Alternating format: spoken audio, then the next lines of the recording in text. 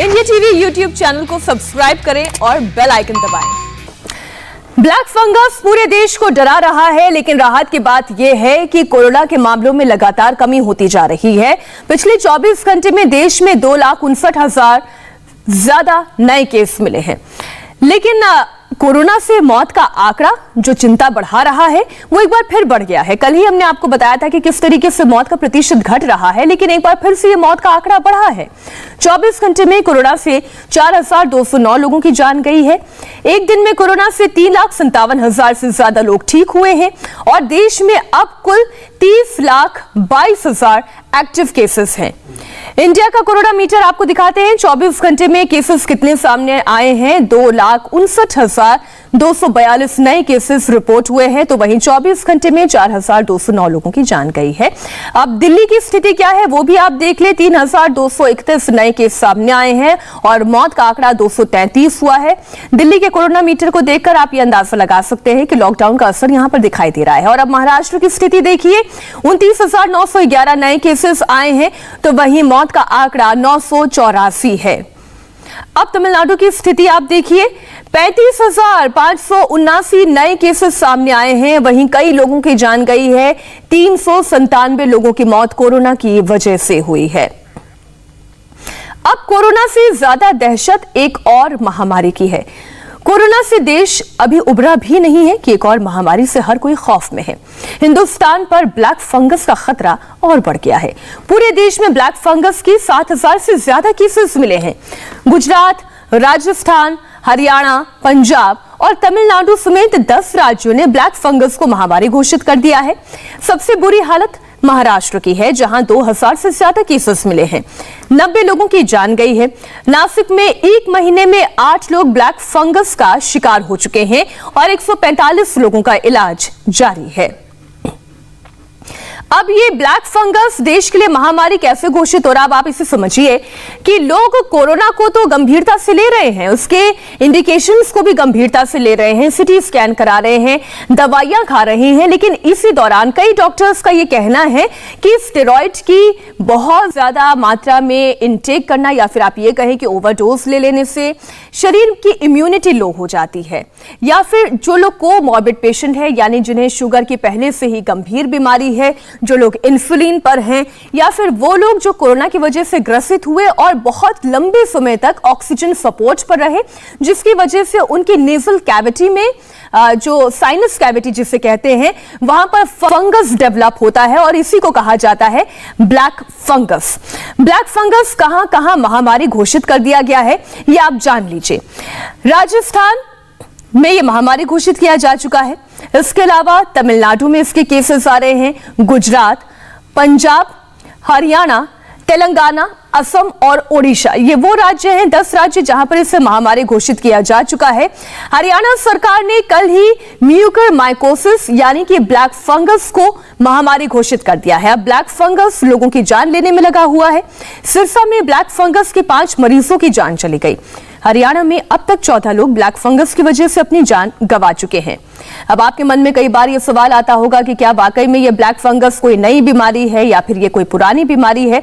अब आप इसके बारे में और ज्यादा तफसील से जान पाएंगे। हमारे साथ देश के बड़े डॉक्टर्स जो इस पर न सिर्फ जानकारी रखते हैं, इलाज कर रहे हैं, वो इस पर हमारे साथ चर्चा में जुड़ रहे हैं। डॉक्टर अनूप मिश्रा, आप फोर्टिस सेंटर फॉर डायबिटीज के चेयरमैन हैं। डॉक्टर राजेश मल्होत्रा, आप एम्स में ट्रॉमा सेंटर चीफ हैं, और साथ ही डॉक्टर पंकज अग्रवाल, आप ब्लैक फंगस एक्सपर्ट हैं। आप तीनों ही डॉक्टर्स का बहुत बहुत स्वागत है इंडिया टीवी पर।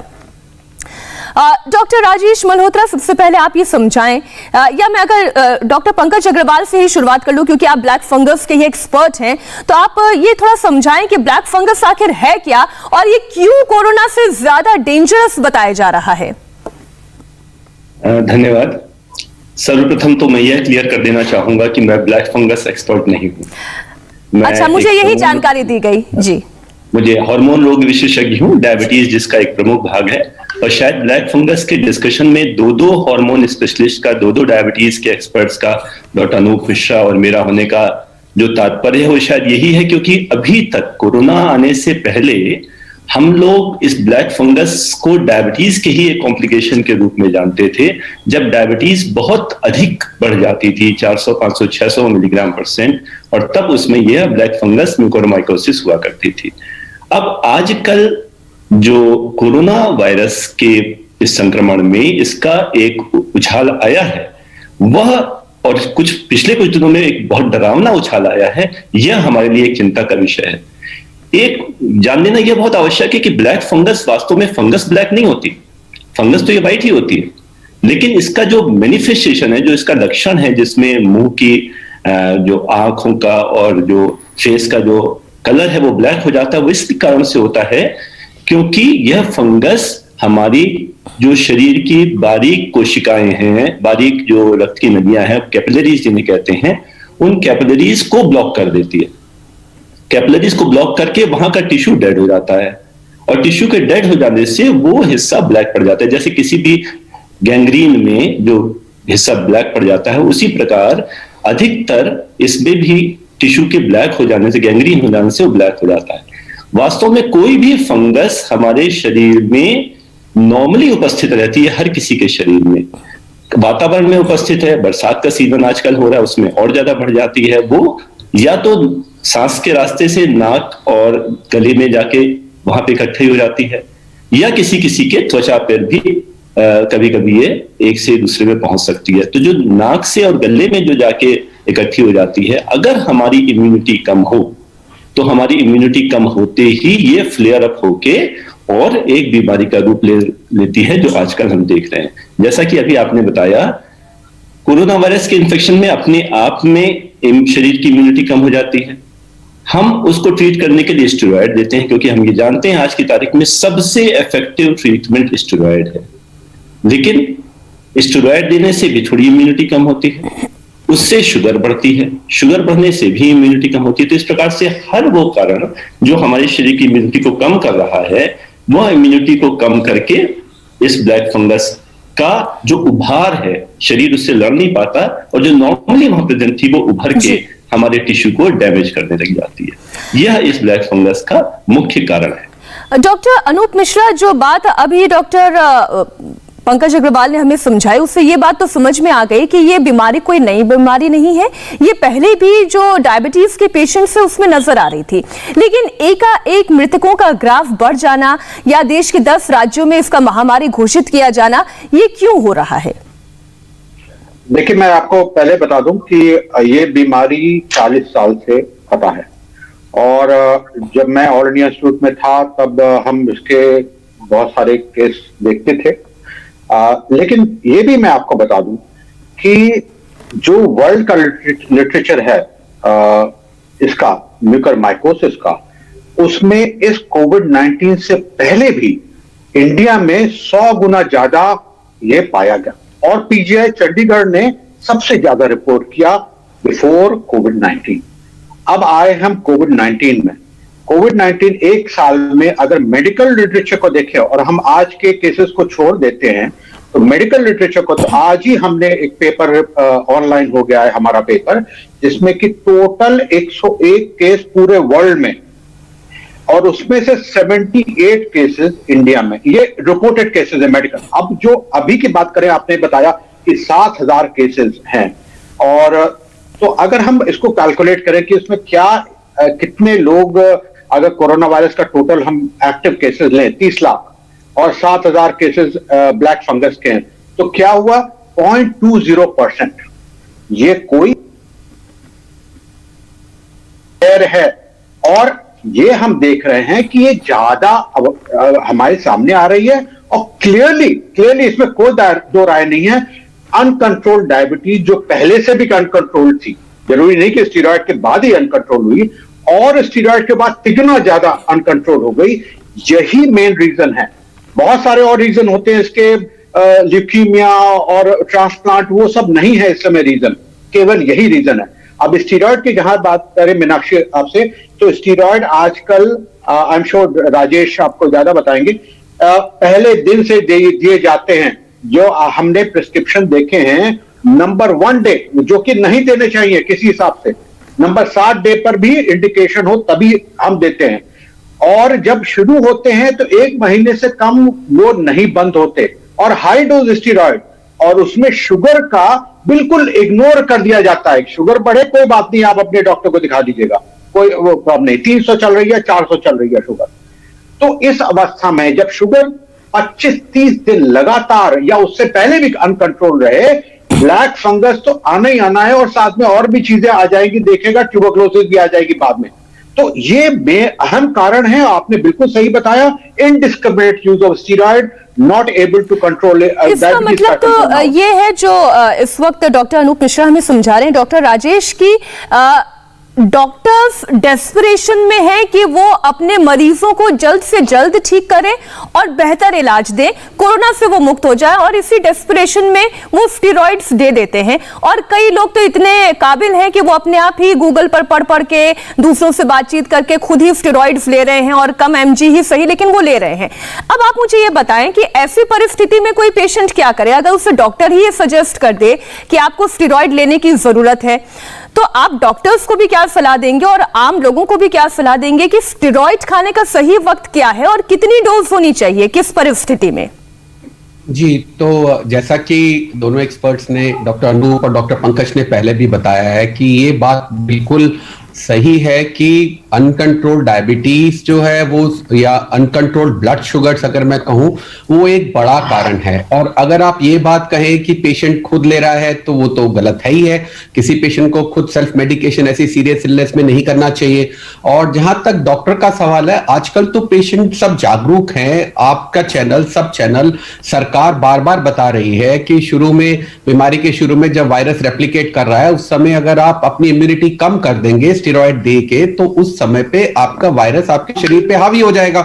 और दूसरी बात जो समझने की ये है, वो ये है कि बहुत बार मुझे लगता है ऐसा भी हो रहा है कि लोग डिस्चार्ज हो जाते हैं। और हम ये जानते हैं कि हमारे पास जैसे बहुत सारे पेशेंट ऐसे हैं जिस समय कोविड, जिनको सीवियर नहीं है, ऑक्सीजन की रिक्वायरमेंट नहीं है, वो कोविड से रिकवर कर चुके हैं, लेकिन जैसा हमारे एक्सपर्ट्स ने बताया कि उसकी शुगर जो है कंट्रोल करने की कोई परवाह ही नहीं है, और उसमें डिस्चार्ज के बाद 2 से 6 हफ्ते तक, 7 हफ्ते तक भी ये बीमारी उनको घेर सकती है।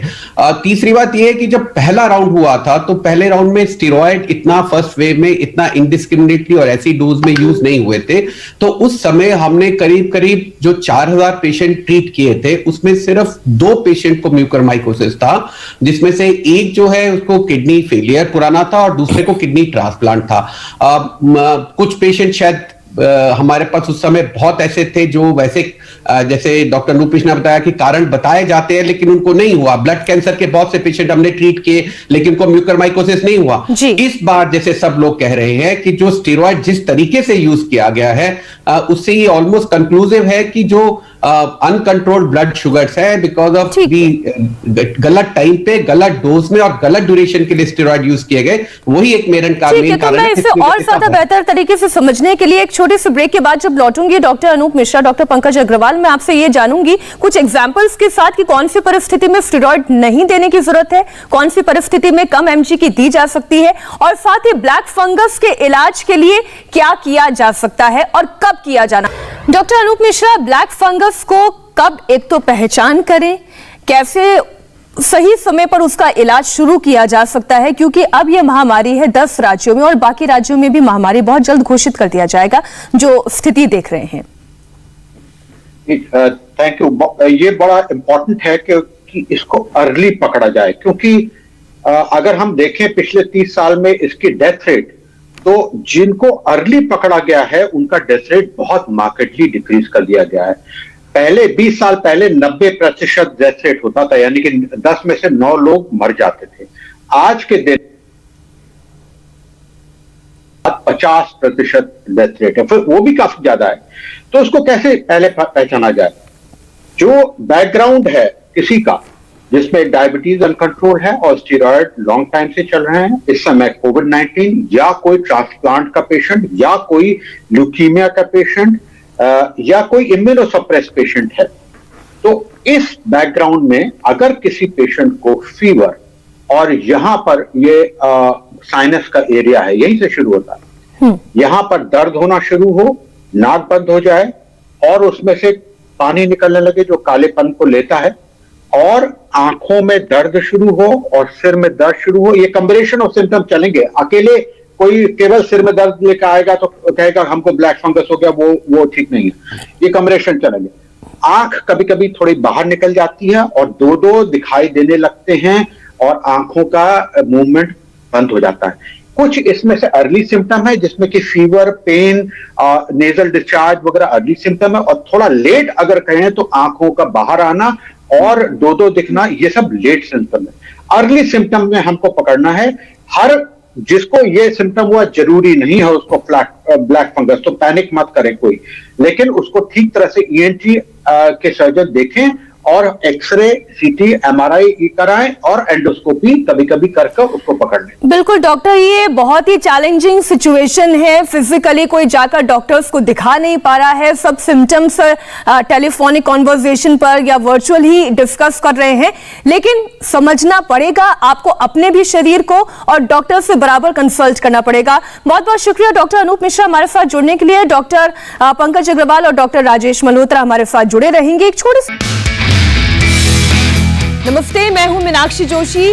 वीडियो और खबरों से अपडेट रहने के लिए India TV YouTube channel subscribe करें, बेल आइकन दबाना ना भूलें। जुड़े रहें इंडिया टीवी के साथ।